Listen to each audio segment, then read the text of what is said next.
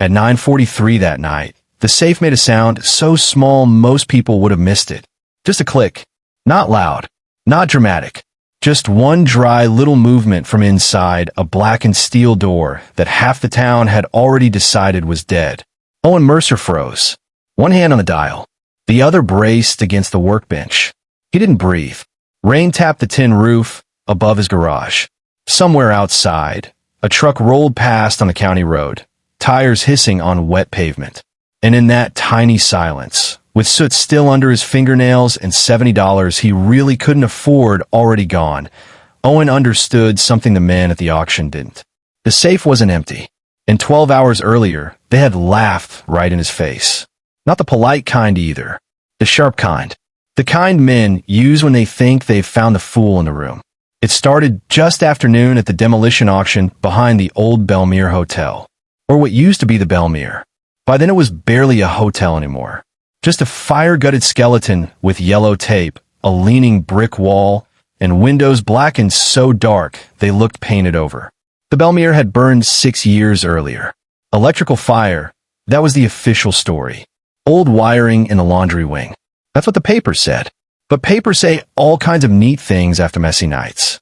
Most people in town remembered the smoke, remembered the sirens, remembered seeing guests outside in coats and socks, holding each other in the parking lot while embers lifted over Main Street like red insects. What they didn't remember was the safe. Because nobody cared about the safe until the building was finally being torn down. And even then, they only cared enough to laugh at it. It sat on a wooden pallet near a stack of scorched copper pipe and warped bed frames. 4 feet tall, heavy, its outer paint burned off in blisters. The front corner looked twisted from heat. The dial was smoke-dulled and pitted. A brass tag, half melted, still clung to the door. That was the thing Owen noticed first. Not the damage. The tag. He stood 20 feet back with a styrofoam coffee cup in one hand, looking at that safe the same way some people look at storm clouds. Quietly, like something in it might change. Owen wasn't the loudest guy at auctions. He wasn't the best dressed either. 41 years old, lean in the face. Work jacket too thin for the weather. A habit of pushing his tongue against the inside of his cheek when he was thinking. He drove a faded red pickup with one gray replacement door and a tailgate that only shut if you hit it twice. He bought storage leftovers, estate scrap, damaged equipment, old tools people overlooked. Not because he loved junk, because junk was honest. It was either worth something or it wasn't. People were harder. He had a notebook in his chest pocket where he wrote numbers so small nobody else could read them. He wrote the lot number. Then one word. Belmere. He'd been inside that hotel once. Years ago. Long before the fire. Back when the carpet still smelled like lemon cleaner and old cigarettes. Back when the lobby chandelier worked. Back when he was 26 and taking whatever maintenance jobs he could find. Only 3 nights there. A temporary fill-in job. Fix a boiler relay. Replace 2 bathroom fans. Unclog an ice machine drain on the 3rd floor. That was all. But some buildings stay in your head. And some objects inside them stay there even longer. The auctioneer worked through the remaining lots fast. Bent radiators. Kitchen racks. A stack of scorched room safes the size of microwaves. Most of it went cheap. Owen didn't bid. He just watched. A few regulars were there. Dean Haskell, who flipped restaurant equipment and liked hearing himself talk. Marlon Pike, who bought copper by the pound and always acted like every sale was a fist fight. 2 brothers from out near Dalton who bid on everything metal and laughed before anybody else did.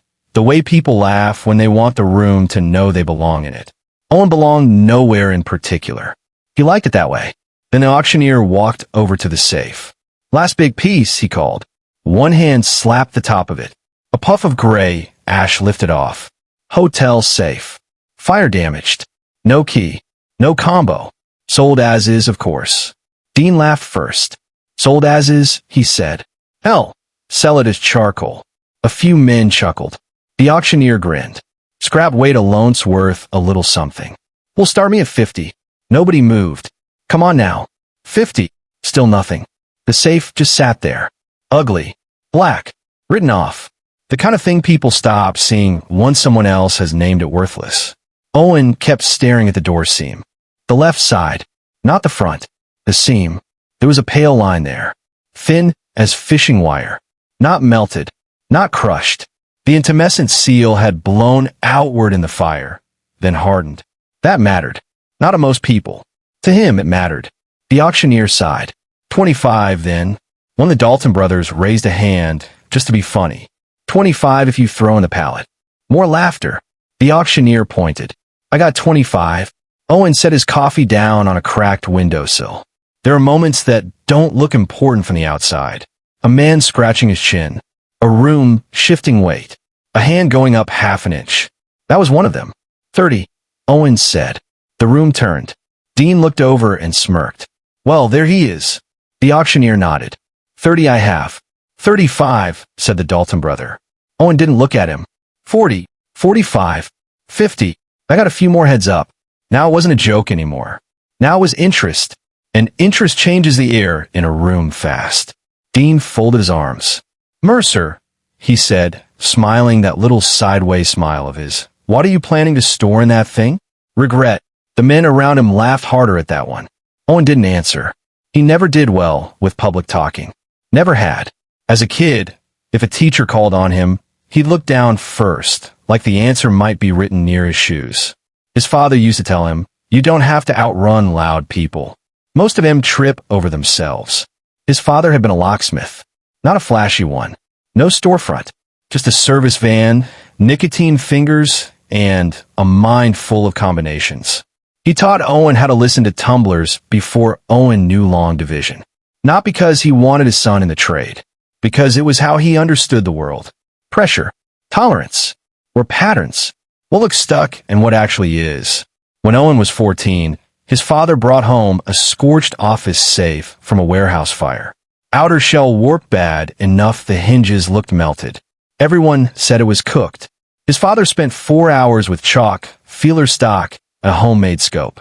Inside were payroll records, dry as attic paper. He never forgot that. Not the safe. Not the lesson. Fire lies, his father said that night. It makes people think outside damage tells the whole story. Back at the auction, the bidding stalled at 50. The Dalton brother shrugged and stepped back. He only wanted a reaction. Dean glanced once at the safe, once at Owen. That was when Owen knew Dean saw it too. Maybe not everything, but enough. 60, Dean said. Just like that. No smile now. The room quieted a little. Owen's jaw shifted. He had $143 in cash in his wallet. 40 of that needed to go in the truck by morning. His electric bill was already late. He knew exactly how stupid $60 could feel when you only had twice that. He also knew some mistakes don't look like mistakes until they're gone. 70, he said. Fast. Before he could second guess it. The auctioneer pointed. $70. Do I hear 80? Dean stared at the safe. Then at Owen. Then back again. A long 2 seconds. Maybe 3. He could have kept going. That's the thing. He could have.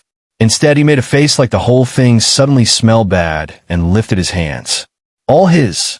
And then came the laugh. Not one person. The group. Loose. Satisfied. Like the room had corrected itself. Like balance had been restored. The fool had spent $70 on a burnt metal box. The auctioneer hit the sale. Sold. Dean leaned toward Marlin and said it loud enough for Owen to hear. $70 for a dead oven. Man collects bad decisions. A few heads turned to see if Owen reacted. He didn't. He walked forward, signed the slip, counted out the money, and slid the receipt into his pocket with that same small notebook. But when he bent to inspect the base, he saw it. On the back, almost hidden under soot. 2 letters scratched faintly into the steel. BR. He stopped, just for a second, then kept moving. Nobody noticed.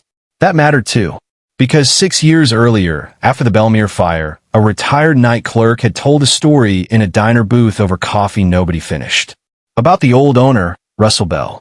How he kept a basement records room nobody was allowed to enter without him. How he trusted paper more than banks. How on holiday weekends he kept cash downstairs just in case. Most people brushed it off. Towns are full of stories that sound half true because they're being told by people who want to be the one telling them. Owen had brushed it off too. Mostly, but not completely. That basement room. He'd been near it once. Only near it. End of a hallway off the service stairs. A heavy door, and on the inside wall, mounted low and awkward like it had been moved there years before, an older fire safe with a brass manufacturer plate and one chipcorn on the right foot. This one had that same foot. Same brass plate placement. Same proportions. Not the lobby safe everyone assumed. The records room safe. That didn't mean there was money inside. It didn't mean anything was inside. But it meant the crowd was laughing at the wrong story. And Owen, standing alone with a bill of sale in his pocket, might be the only man there who knew it. Getting the safe loaded took 40 minutes. It was heavier than it looked. A skid steer operator nudged it with bad patience. The pallet cracked once and had to be restrapped. Dean wandered over halfway through, casual now. Always casual when a man wanted something without looking like he wanted it. "I'll give you $100 for it," he said. Owen kept tightening the chain. "No." Dean chuckled. "Instant profit. $30 for standing there. Hard deal to beat." "No." $125. Owen looked at him then. Not angry. Just steady. Dean smiled, but there was something else behind it now. Need. That was new. "Okay," Dean said. "What do you think's in there?" Owen pulled the chain through and ratcheted it down. "Steel," he said. Dean laughed once through his nose. "Sure." By the time Owen got the safe onto his truck, 2 more offers came. One from Marlin for $150. One from a man Owen didn't know for $200 cash on the spot. That man never joked. Never laughed. Just looked at the door, seen the way Owen had. That was enough to raise the temperature in Owen's chest. Because now the safe was getting heavier in a different way. Not from metal. From possibility. He drove home slower than usual.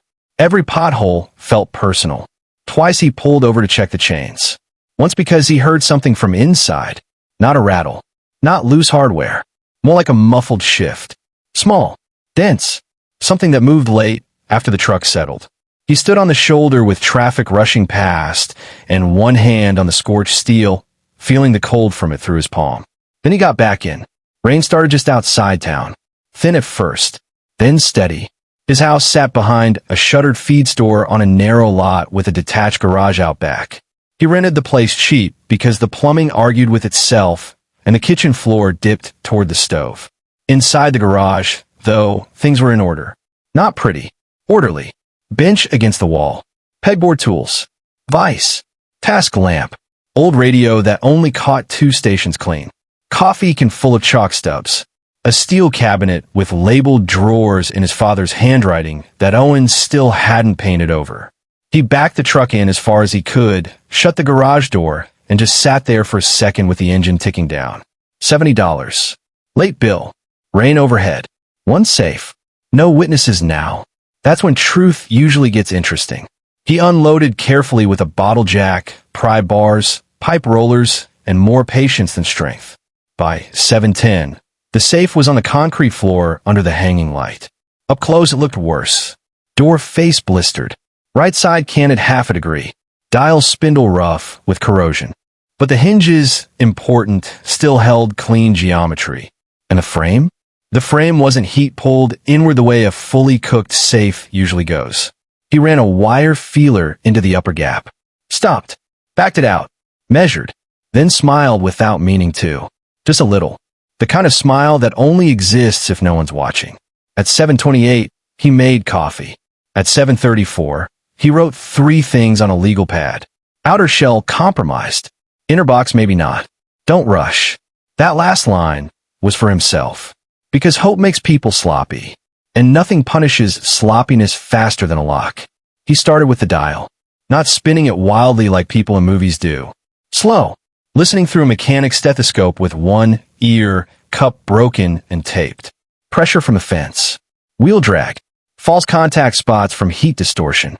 The Belmere rain tapped on the roof harder now. The garage smelled like metal dust and damp cardboard.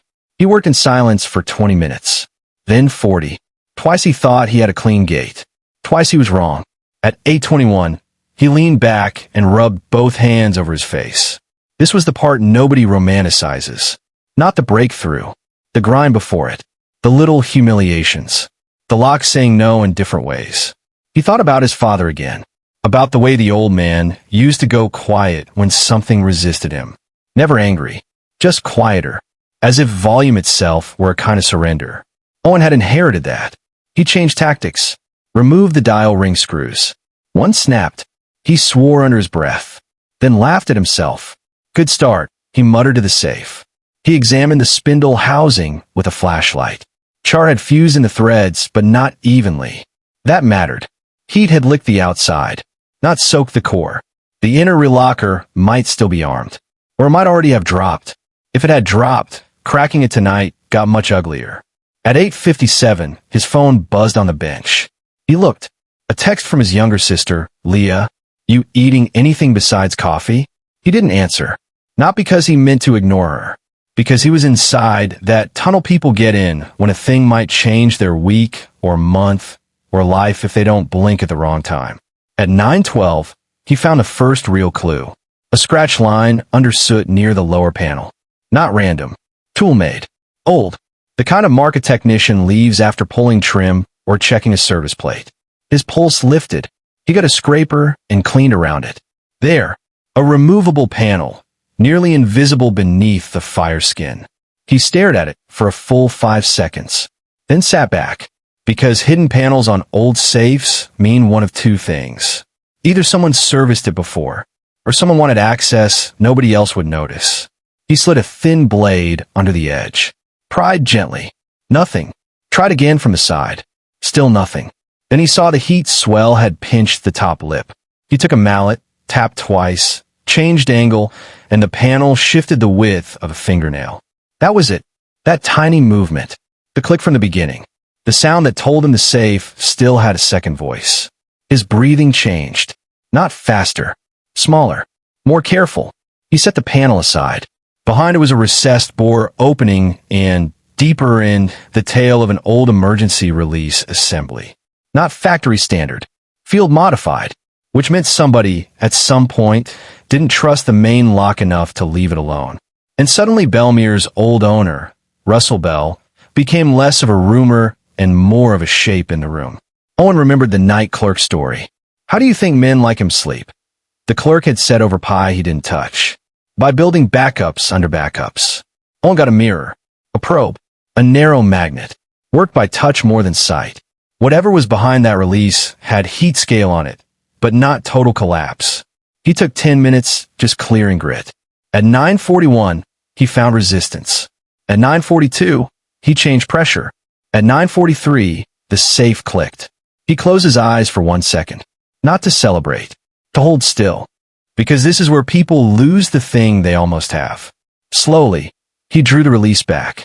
Then tried the handle. Nothing. Of course nothing. A safe that old would still need the bolt work nudged into agreement. He leaned shoulder into the door, just enough to shift the bind. Pulled again. Metal scraped deep inside. A dry old complaint. Then the handle moved a 1/4 inch. He stopped again. Rain. Breathing. Silence. Then one more pull. The door opened. Not wide. Just enough for a dark seam to appear. Air came out. Cold. Stale. And carrying a smell that hadn't touched a room in years. Burnt paper.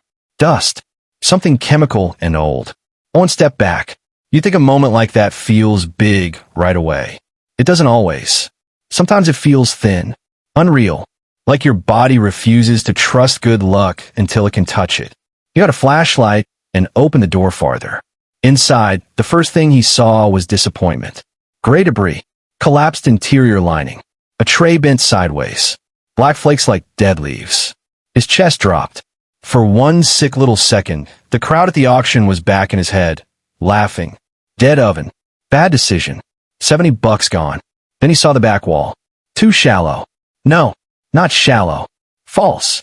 He reached inside, carefully, and pushed aside the broken tray. Behind it was a secondary compartment door, narrower and cleaner than the rest, protected by the collapsed inner shield.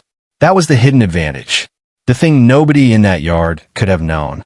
The fire had destroyed the visible chamber, but in doing so, dropped insulation material in front of the inner compartment like a shield. It had accidentally protected the part that mattered most. Owen just stared, then let out one breath through his nose. Okay, he said quietly. The inner door wasn't locked by combination, only keyed. The key, obviously, was gone. But old wafer locks were honest little animals compared to Maine's safe doors. He picked it in under 6 minutes. When the inner compartment swung open, a small drift of white insulation powder slipped onto the floor. Behind it sat 3 objects. 1 canvas bank bag, 1 sealed black document pouch, and 1 stack of manila envelopes tied with faded red string. That was all. Not gold pouring out. Not movie diamonds. Just 3 quiet things sitting in the dark like they'd been waiting longer than they expected to. Owen didn't touch them right away. He just knelt there with the flashlight beam fixed and his heart doing strange, uneven work. Because once you touch a thing, it becomes real. Before that, it's still possibility. And possibility is sometimes easier to carry. He reached for the bank bag first. Canvas. Mildew stiff. Stamped with the old Belmere crest and the words Weekend Reserve in fading blue ink. The zipper resisted, then gave. Inside were money straps. Neat bundles. Mostly hundreds. Some 50s. Edges brown with age, but not burnt through. He stared for a second, then set the bag down like it had suddenly become hot. He counted twice, then a third time because the first 2 didn't feel believable. $48,400. Not millions. Not fantasy. Real money. Life-bending money. The kind that doesn't make you rich forever. The kind that changes the next 5 years if you're careful. His hands started shaking then. Not wild. Just enough that he put them flat on his thighs until they settled. The document pouch came next. Inside were property ledgers, insurance schedules, copies of tax parcels, and 2 small cashier's checks, so old they were basically paper ghosts. But tucked in the back was something else. A handwritten notebook. Russell Bell's initials on the cover. Daily cash notes. Vendor balances. Room deposits. Private side accounting. Owen flipped only a few pages before stopping. Not because he couldn't read it. Because he could. And because some truths change shape the second you name them. The last item was the manila bundle. 12 envelopes. Each marked by hand with room numbers and dates. Guest hold items. Old school front desk storage. Before everybody trusted card locks and digital safes, smaller hotels used to seal valuables in numbered envelopes for long-stay guests. Most of these were flat. Empty maybe, or papers. The first held an old watch with a cracked leather strap. The second, a woman's ring wrapped in a receipt. The third, $72 and a driver's license from another state, expired years ago. By the 5th envelope, Owen stopped opening them. His excitement had changed, softened, because this wasn't just found money anymore. It was people, interrupted lives, things set aside with the assumption they'd be picked up tomorrow. Then tomorrow never happened. He sat back on the concrete floor. Midnight had probably come and gone. He hadn't looked at the clock in a while. Rain still on the roof. Shop light buzzing faintly. Safe door opened beside him like a mouth that had finally decided to talk. He thought about Dean's face at the auction. About the laughter. About the offers in the parking lot. 100. 125. 150. 200. There was a moment, just a little mean one, where Owen imagined driving back into town at dawn, setting the bank bag on the hood of his truck, and saying nothing. Just letting silence do the work. But the feeling passed. He wasn't built for victory laps. Never had been. He got up, locked the garage, came back, and counted the cash one more time. 48,400. He wrote the number down. Then he made 2 piles on the bench. Clearly his by sale. Clearly not his to pretend about. The cash bag went in the first pile. The guest envelopes went in the second. The ledger sat between them like a witness. At 12:18 a.m., he finally texted Leah back. Found something. I'm okay. Awake? She answered in 20 seconds. That sounds illegal already. He almost smiled. Not illegal. Weird. You want me to come over? He looked at the open safe. The money. The envelopes. The rain. Then typed. Tomorrow. Bring coffee. Don't tell anyone. She sent one word. Now, he didn't answer that one. Because there are nights when the best thing a man can do is keep the room small. He slept maybe 90 minutes in a chair. At 6:40, he woke with a crick in his neck and the safe still open in front of him. Morning light came thin through the garage window.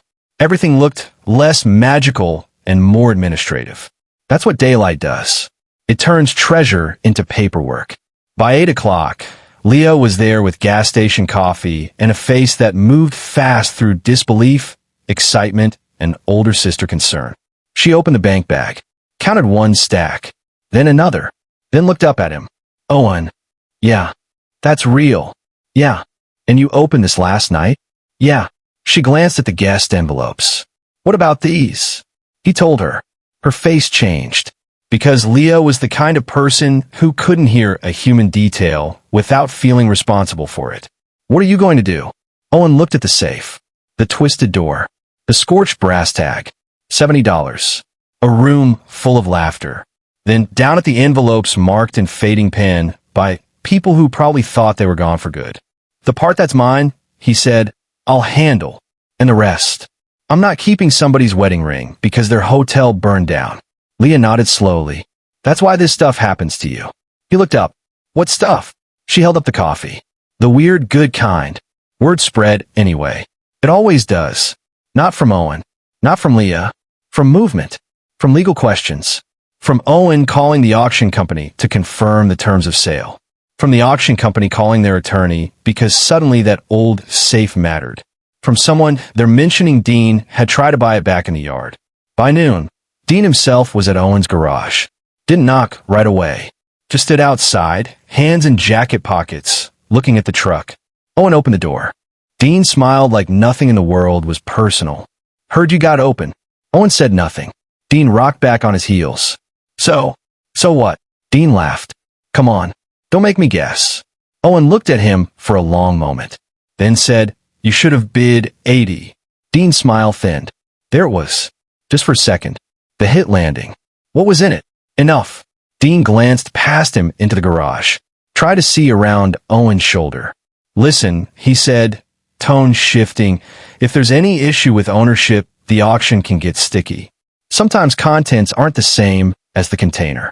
You know that, right? I know the receipt. Dean nodded once. Sure. Just saying. If you want out clean, I'll give you $5,000 over what you paid. Today. Owen almost laughed. Not because it was funny. Because it was predictable. Yesterday, Dean had laughed at $70. Today, he was offering $5,000 to make the problem disappear before it fully became a fact. No. Owen said. Dean's jaw tightened a fraction. You don't even know what headaches come with found property. Maybe not. You should think on it. I have. A beat. Then Dean exhaled and gave a little shrug. Your call. He turned to leave, then looked back once. What was it, Owen? Cash. Owen held his gaze. Steal, he said. Dean left without smiling. That afternoon, Owen did the least dramatic thing possible. He got a lawyer. Local woman named Denise Carr, practical, dry voice, didn't blink at weirdness. She reviewed the bill of sale, the auction listing, the demolition transfer paperwork, and the chain of ownership from the hotel bankruptcy. By evening, she gave him the clean version. The safe and non-identified contents are likely yours, she said. The guest envelopes are another matter. Those we document and make a reasonable effort on. Reasonable. Notice inventory, trace what can be traced. Not a circus, but real effort. And the cash bag? Looks like operating reserve, not tagged to a guest. Based on the sale language and asset transfer, that's your strongest claim. Owen sat back. He hadn't realized until then how tightly his shoulders were wound. Denise noticed. You expected worse? I expected murky. She gave one small smile. It is murky, just not fatal. Over the next 6 weeks, Owen did exactly what loud people usually don't. He handled it quietly. 3 guest envelopes were traceable. 1 ring went to a woman in Arizona who cried on the phone before he'd even finished explaining. The old watch belonged to the son of a man who died 2 years after the fire.